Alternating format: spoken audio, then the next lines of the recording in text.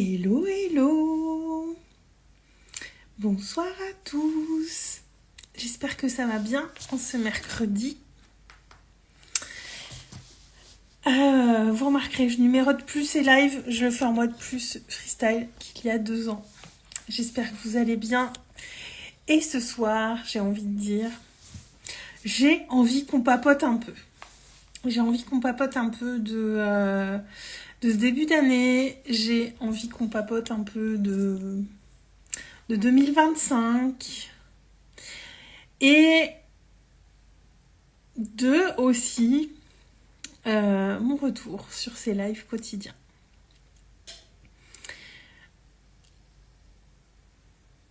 Comme je vous l'ai dit, lundi, quand j'ai redémarré, ça faisait 2-3 semaines que ça me trottait dans la tête que c'était là et que j'avais envie. Et que j'avais envie de revenir sur ces lives. Et à mon retour sur des lives quotidiens que j'ai annoncé lundi. Et au fait que ça me trottait dans la tête depuis une quinzaine de jours. C'était comme une pensée qui passait, qui s'attardait pas trop, mais elle passait quand même et je me disais non, quand même pas. Et cette pensée, elle revenait et elle repassait. Et je me disais non, quand même pas. Puis, que vont penser les gens de moi si je reviens pour un espèce de défi live? Je dis un espèce de défi live parce que je me dis, ça se trouve celui-là il va jamais s'arrêter parce qu'en fait je me rends compte le support vidéo c'est ce que je préfère et j'ai pas envie de me mettre de limite dans le temps. Et peut-être qu'il va durer moins d'1 an, peut-être qu'il va durer plus d'1 an. Je me laisse aussi plus de souplesse, enfin bon bref. Et avant de repartir sur ces lives quotidiens, je me suis interrogée sur cette question du que vont penser les gens, parce qu'il y a encore beaucoup de gens, il y a plein de personnes qui sont arrivées depuis, mais il y a plein de gens qui m'ont connue à l'époque de mon premier défi live. Et en vrai, on voit personne faire ça 2 fois, parce que ouais, soit les gens diversifient, vont sur d'autres canaux, faire leurs vidéos, ou alors ils ont plus envie, et ils font plus de vidéos, ou beaucoup moins, enfin... Il y avait quand même clairement cette peur du jugement qui était là avant que je redémarre et qui fait que j'ai quand même eu besoin, comme pour le premier, j'ai quand même eu besoin d'entendre de la bouche de quelqu'un d'autre que c'était une super idée. En vrai, à l'intérieur de moi, ça frétillait et en vrai, je pense que je l'aurais fait de toute façon, même sans avoir l'avis de qui que ce soit d'autre. Mais de s'entendre dire que c'est une bonne idée, c'est vraiment un truc qui m'a débloqué, qui m'a fait du bien. Et tout à l'heure, j'échangeais, j'ai une cliente qui me parlait de comparaison. Et on est tous sujets à la comparaison. On y est tous sujets à un moment ou à un autre, plus ou moins fort. Plus ou moins longtemps, ça va dépendre de plein de sujets, mais on est tous sujets à la comparaison. Et là, pour cette histoire de live, j'étais aussi dans la comparaison parce que j'en ai vu plein faire le défi live. Je vois personne recommencer, je vois personne se relancer dans des vidéos fréquentes comme je le fais. Je vois personne faire ça. Et je me disais, il y avait une part de moi qui se disait, Aurélie, t'es un peu nulle, si t'as besoin de refaire, pourquoi t'as besoin de refaire? Et en fait, je me suis simplement reconnectée et je repensais à ça tout à l'heure en lisant ce que m'écrivait cette cliente sur la comparaison et je me suis dit, je suis revenue au fait qu'il n'y a rien à comparer, c'est simplement que j'aime ça. C'est l'espace où je peux le plus aller au fond de ma pensée. Parce que par écrit, sur Instagram, on est limité. Alors sur Facebook, on l'est un peu moins, mais il faut que les gens soient chauds quand même pour lire des longs posts. Enfin, il faut qu'ils soient chauds pour regarder des vidéos aussi. Donc ça, c'est pas un argument, mais c'est l'espace qui me permet le plus d'aller au fond de ma pensée. C'est l'espace où je peux interagir avec vous. Isabelle, si tu as des questions, des remarques, n'hésite pas d'ailleurs. Et si vous êtes là en replay, n'hésitez pas non plus, au contraire. et de revenir simplement, mais je le fais parce que ça me fait plaisir. Parce que moi, la vérité, j'avais kiffé faire ce défi live. Cette année, elle était passée très vite. Ça fait déjà 1 an et demi que je l'avais terminé, ouais, 1 an et demi. Et en vrai, j'adorais. J'ai juste eu envie de recommencer. Et ce qui m'amène à vous parler un petit peu de cette question de faire ce qui vibre pour nous. C'est quand même vachement dans l'air ces 2-3 derniers mois, on va dire. Moi, j'ai eu un coup de ras-le-bol, entre guillemets, de certaines choses à la rentrée, sur le dernier semestre. Et envie de me lâcher la grappe et de simplement faire ce que j'avais envie de faire sur les réseaux sociaux et d'arrêter de chercher à faire ce qu'il faut faire. Et c'est vraiment quelque chose qui est revenu et qui a été partagé par des créateurs de contenu, des gens bien plus connus que moi, qui ont partagé ce même ressenti sur la fin de l'année dernière, qu'ils n'en pouvaient plus de faire ce qui marche. Ils n'en pouvaient plus d'être en pilote automatique sur certaines choses et qui s'étaient éloignés de cette notion de plaisir qu'ils avaient quand ils ont démarré leur activité et qu'ils s'en sont éloignés au profit de faire ce qui marche.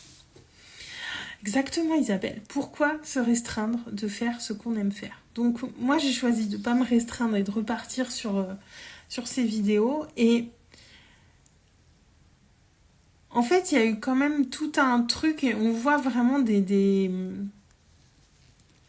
l'énergie sur les réseaux. On voit des choses qui évoluent, qui bougent beaucoup.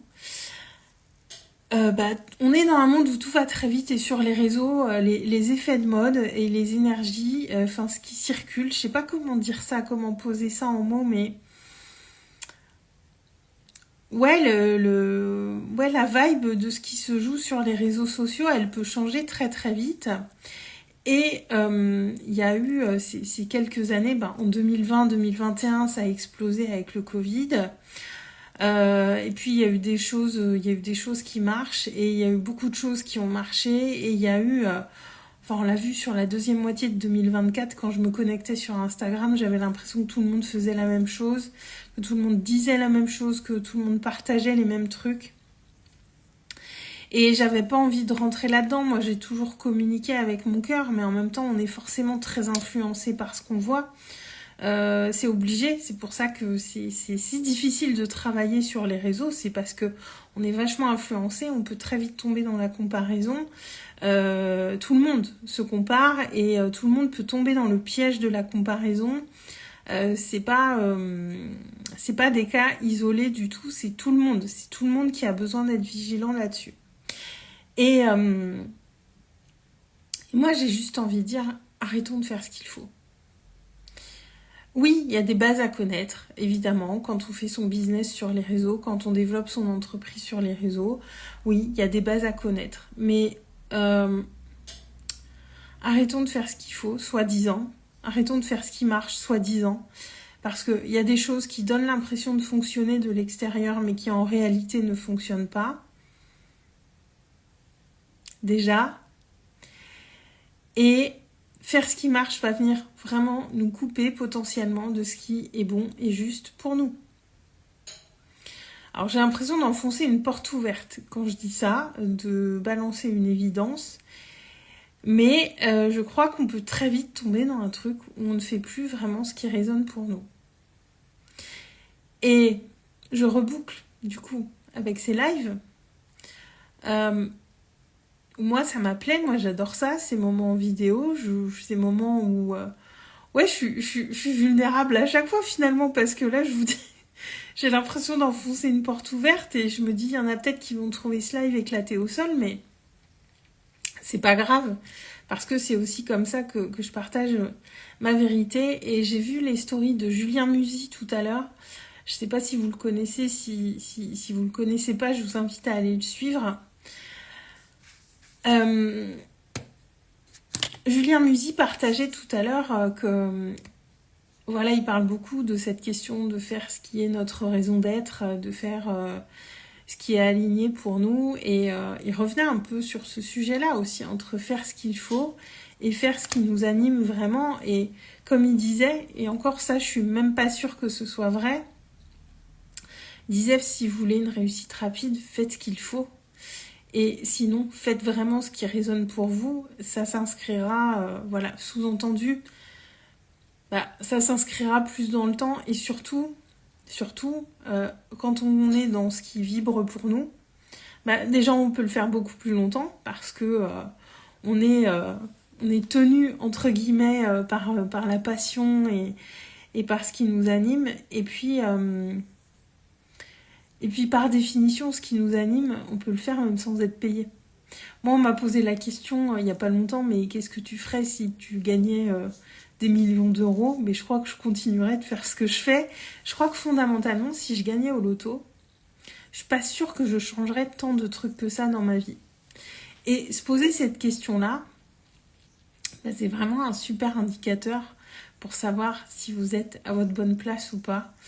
Moi, j'ai pas une vie de dingue, j'ai pas envie de vivre dans un château, j'ai pas envie d'avoir des trucs de fou. Et honnêtement, si je gagnais... Ouais, il y aurait des trucs qui changeraient dans ma vie, si je gagnais des millions sur le plan matériel. Mais en vrai, dans ce que je fais, dans comment je drive mes journées, les gens que je fréquente et tout ça, en vrai, je pense que il n'y a pas grand-chose qui bougerait. Mais j'ai mis du temps à en arriver à ça. Alors, Isabelle, perso, j'en vois d'autres qui sont régulièrement en live. Oui, on en voit quand même. Ouais. Ça revient pas mal le format live sur Instagram, j'ai l'impression. Chacun peut y trouver ce dont il a besoin si on sait faire le tri. C'est ça. Mais c'est ça la difficulté, c'est de faire le tri. C'est de revenir vraiment, de se poser cette question régulièrement. C'est qu'est-ce que à long terme je me vois faire? Parce que c'est ça qui est vraiment pérenne. C'est ce qu'on sera capable de faire sur le long terme. Et c'est ça la vraie question à se poser. Qu'est-ce que je me vois faire les 50 prochaines années? Moi, j'aime bien dire qu'est-ce que je me vois faire jusqu'à ce que mort s'en suive. Et que j'aurai aucun problème à faire. Personnellement, j'envisage pas particulièrement la retraite. Parce que je me dis, en fait, j'aurais peut-être jamais envie de prendre ma retraite. Et ça serait cool. Il y a des gens qui ont jamais envie de prendre leur retraite, qui la prennent pas. Et c'est cool. Moi, je trouve ça génial. C'est un super indicateur qui sont dans leur raison d'être, dans ce qui les anime profondément. Et j'en reviens au réseau parce qu'il y a beaucoup de choses qui ont fait du mal et c'est dur d'entreprendre sur les réseaux parce qu'il y a toute l'image, tout ce qu'on voit des gens. Et même là, je sais que vous avez projeté parce qu'il y a des choses que vous voyez de moi, mais en vrai, ma vie, elle est vraiment banale et je suis une humaine avec plein d'ombres et plein de défauts comme tout le monde. Et on projette quand on voit les autres, c'est logique. Et moi, comme je dis, je fais pas de la télé-réalité, donc je vais pas venir volontairement pour montrer des trucs négatifs de moi, juste pour faire pleurer dans les chaumières, entre guillemets. Je fais pas ça. Pas si ça n'a pas d'utilité pour vous. Mais attention, ce que vous voyez sur les réseaux, c'est pas la vraie vie. Et dites-vous bien que... moi, c'est un truc que j'ai noté pour connaître certaines coulisses de certaines personnes. C'est que plus il y a d'excitation qui est montrée, de joie, de trucs de... presque... d'excès. Dites-vous qu'il y a toujours la polarité inverse en face. Et c'est pas parce que quelqu'un est tout le temps hyper joyeux dans ses reels et ça saute partout et ça danse et tout ça que c'est hyper joyeux tout le temps. Au contraire. Parce que quand il y a un extrême, la polarité inverse, elle est dans l'extrême aussi. D'où l'importance de se protéger. Alors là, j'amène un peu deux sujets dans ce live. Je parle de comparaison et de faire ce qui vibre, mais en même temps, ça se rejoint quand même. Et je vous parle de ça parce que moi, en juin, juillet, l'année dernière, j'étais vraiment tombée dans la comparaison et je m'en suis pas rendu compte. Et c'est ça aussi qui a fait qu'à la fin de l'été, j'allais pas bien du tout. Mais je ne m'en suis pas rendu compte, vraiment. J'ai mis beaucoup de temps à mettre de la conscience sur le fait que je me comparais, mais à la terre entière. Des fois, on va bloquer sur une personne. Moi, cet été, je me comparais à la terre entière. C'était terrible et c'était encore pire. Donc, voilà, mais vraiment, je vous invite à avoir long terme, à voir pérennité, à voir ce qui peut vous nourrir les 50 prochaines années, à voir ce que vous aimez le plus parce que oui, en faisant certaines choses qui fonctionnent soi-disant, encore une fois, on peut peut-être avoir du résultat plus rapide, plus immédiat, mais quelle saveur aura ce résultat déjà et comment vous allez le faire durer? Parce que c'est important ça aussi de voir comment on fait durer les choses.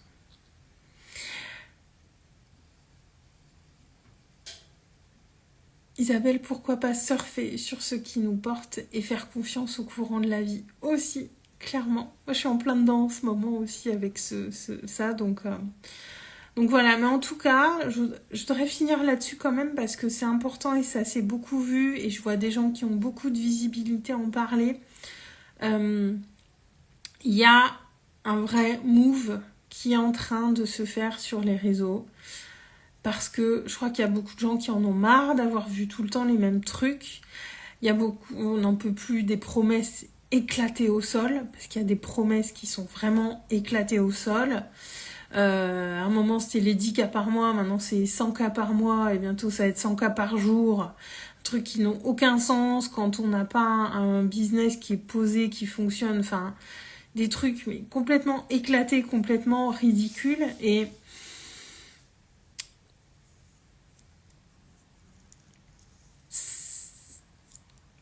il y a beaucoup de gens qui vont dire que cette industrie, elle est un petit peu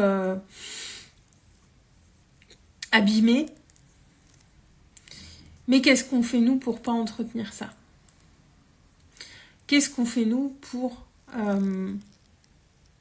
faire que cette industrie retrouve ses lettres de noblesse, particulièrement sur les réseaux sociaux, parce que faut pas qu'on s'éloigne du fait qu'on accompagne des humains. Et moi, de mon point de vue, aider d'autres humains, c'est clairement le plus beau métier du monde. Et